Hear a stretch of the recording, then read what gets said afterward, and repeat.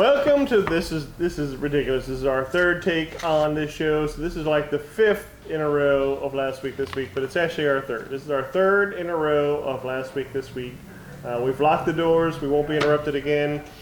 This week, as in the last 2 weeks, I have my lovely 20-year-old female college intern Maggie joining me. So, yep, nothing's changed. Same old group of people doing the news. Very exciting stuff happening. So our first story today is about LinkedIn. LinkedIn is now allowing you to do social media boosts, very similar to Facebook. So it's actually pretty cool. If you're selling B2B, LinkedIn is definitely a platform you need to take advantage of. We are starting to do more and more with it. We've been doing a bunch of it for our clients. Sadly, our own page has been neglected just because we haven't had the time. But now, Katie, who's hiding behind the camera and refuses to be in front of the camera, is going to remedy that for us. So Katie's our new social media manager and video person and other doer of things. So the way it works is if you have a high engaging post, you can go in there and boost it just like you can on Facebook. You can choose if you want website traffic. You can choose if you're looking for engagement. You can choose whatever. So it's pretty neat step forward for LinkedIn. There's a lot of value to be had on LinkedIn. They struggled for years to kind of find how they could provide value. But if you're selling B2B, that's where you should be. Maggie, what is your story? Well, I'd be happy to tell you, Brian. Oh. Let me tell you about Instagram adding new engagement insights for Reels and live broadcasts. So for those that use Instagram Reels and frequent live broadcasts, Instagram wanted to introduce a way for creators and businesses to understand how their content is performing. So to get a better handle on how what they're doing is doing. Oh.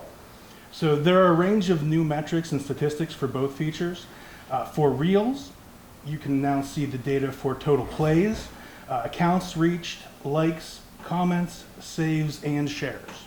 Now for live, you'll be able to see accounts reached, peak concurrent viewers, comments, and shares. These are new data points that will also be added to the account insights overview, quote, to provide a broader picture into how Reels and live shape an account's performance over time. These insights will have options to expand beyond current data to the last 7 days and even to the last 30 days. Not only will it be available on mobile, but desktop as well. What do you think about that, Brian? Very exciting. And I know I tricked you with that Maggie intro because who couldn't be tricked by that. But this is actually Nate. Nate is our new director of sales. He just came on. If you have not heard from him and you are in our database, be prepared. You probably will hear from him. But welcome, Nate. Maggie couldn't be here today. She was not feeling well, and that's the way we have it. So our third topic is about brand trust. So I don't think this is going to come in today's jaded world. I don't think this is going to come as to any surprise, but a recent study by the Havas Media Group shows that brand trust is at an all-time low. Let me just read some stats, and then so 36% of respondents feel satisfied with companies' actions to make the world a better place. So that's clearly the consumer is putting some importance on businesses not just generating money, not just generating jobs, but also doing something to give back to the community that they exist in. And that's really what this study was based on. How much do you trust the brand? And they based it all around whether or not that people perceive that brand as doing good things. 71% of people surveyed are not convinced brands will deliver on any promises they make. 75% of brands could disappear and most people would not care.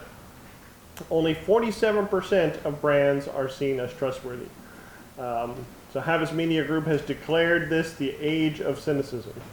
I think with social media and everybody having a mouth and 15 different review platforms popping up every day, this shouldn't come to you as a big surprise. But what I think it can tell you is if you are a good business, you're doing the right things, it is important that you continue to do that. It's important that you respond to reviews, and it's important that you follow through and do what you say you're going to do. It's important that you are treating your customers with respect and generating some positive vibes, because you are going to be swimming upstream trying to convince people that you are a legitimate business. People are cynical. People are going to be scouring the internet for your competition. They're going to try to, weight you against whoever else is out there before they decide to work with you. And any little bit of negativity is going to, could sway them. So I would say there's nothing you can do to change the overall viewpoint people have in brand trust, other than running the business the best way you possibly can, following through on your promises, and running it as ethically as you possibly can. That's it. That is our little podcast for this week. We will see you next week when we do another episode of Last Week This Week.